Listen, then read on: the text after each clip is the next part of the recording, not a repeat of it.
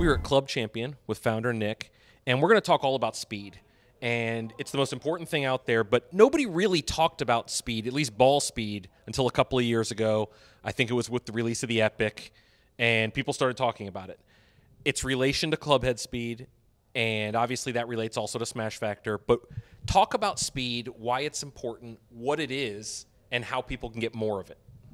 Yeah, I mean, it's with us, and when I'm training our fitters, it's all about ball speed, in my opinion. That's where everything starts, okay? And everybody wants to focus on club head speed. I'm going to tell you right now, after 20 years of fitting golf clubs and having shafts on the wall from 29 grams up to 140 grams and all these tools to use, affecting club head speed is a very difficult thing to do. You can't really change club head speed a whole lot. Without going longer. Yes, correct. And even then, there's sometimes, but most of the time, that's the only way, and then gets inefficient. Ball speed is king. Okay, for every mile per hour ball speed you can get, it can be 3 to 4 yards. And so you want to bag as much ball speed as possible. And there is a certain amount, just like I talked about in another segment, a certain amount of ball speed you should be getting from every golf club. And if you're not getting that relates to smash factor. Smash factor. And if you're not getting that, then you're not getting all of it out of it. Now, how do you get more ball speed? Well, first of all, you know, manufacturers do great jobs with these heads, and that's part of it. But you also have to have the right shaft that creates the right speed for you. And what I mean by that is these shafts have different profiles to them, kick points, however you want terminology you want to use, EI curves.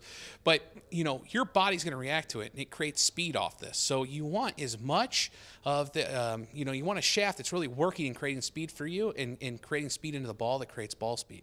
Now, with that, one of the things you said is a shaft that's going to create ball speed. It's really the body not fighting that shaft and letting you use what you have to get the best smash factor.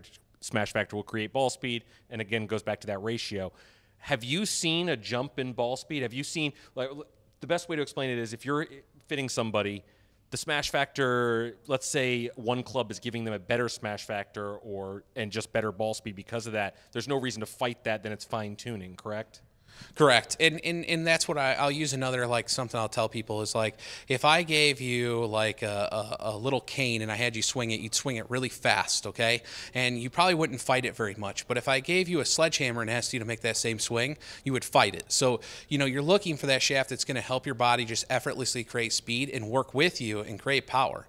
The other thing I'd like to say about ball speed, which doesn't get talked about ever, and actually we get hated on a little bit for it, is swing weight. Okay? You've been on the internet before. Yeah. So I get on there and everybody goes, well, you know, you leave Club Champion and you get these heavy swing weights, okay? Not always, but that's what we get, you know, because that's the guys that'll talk is the ones that do. And they'll go, well, it's the coupling, it's this, that, and, you know, whatever. It is a little bit of all that. But, you know, here's what I'm going to tell you. Isaac Newton was a very smart man, and he said force is mass times acceleration, okay? So you want as much mass hitting the ball with as much acceleration as you can produce. Now, I said at the beginning of this segment, it's very hard to affect your speed in a negative way. Now, you can sometimes find a little, but it's hard to do it negatively.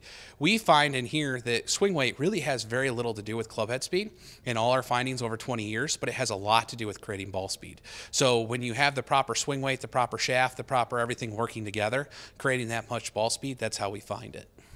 How much, or I guess the better way to ask this is, with ball speed being king, how much have you seen in your fittings as of late, let's say, somebody coming in and they're hitting the ball 220 and they're getting 130 miles an hour ball speed, 150 miles an hour ball speed, whatever they're getting.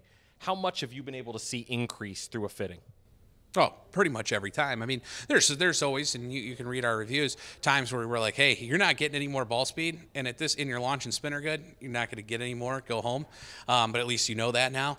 But in most cases, because most people haven't been fit to the level of this, where you have all the components at play, shaft, head, swing weight, length, you know, you name it, it's all at play.